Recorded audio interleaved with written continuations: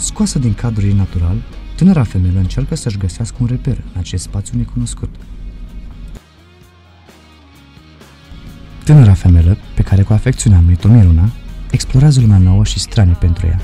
În fața ochilor ei se derulează o realitate complexă și dinamică. Pentru prima dată în viața ei, simțurile sunt inundate de spectacolul lumii.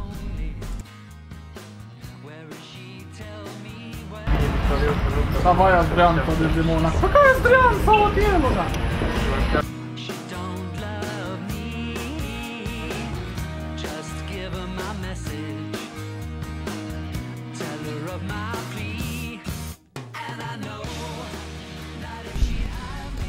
Miruna e uimită de cât atenție acordă băștinașii perorațiilor culturale golite de sens.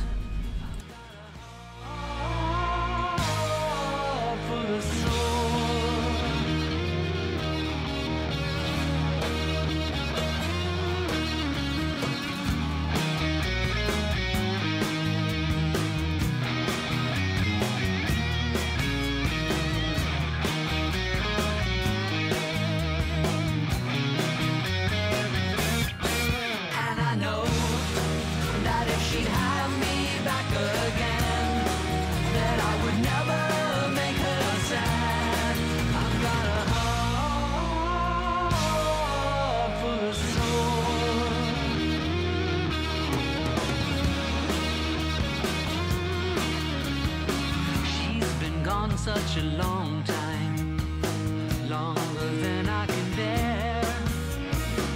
But if she says she wants me, tell her I'll be there. Miruna observă importanța acordată de băștinași cultului falic latent, constituit în această zonă a țării încă din cele mai vechi timpuri. Nu unul, nu două, ci 7 totemuri preapice afirmă bărbăția și virtutea impregnată în mentalul colectiv al locuitorilor.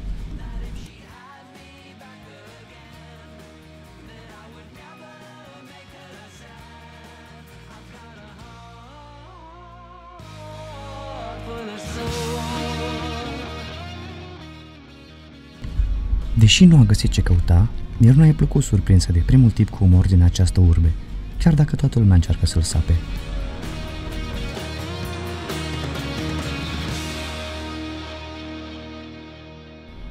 Lumea se schimbă, reperele noastre odată cu ea. Chiar dacă Miruna și-a atins ținta călătoriei, de a vedea grupul statuar din Piața Unirii din Cluj-Napoca, înainte ca acesta să fie înlocuit, drumul ei continuă.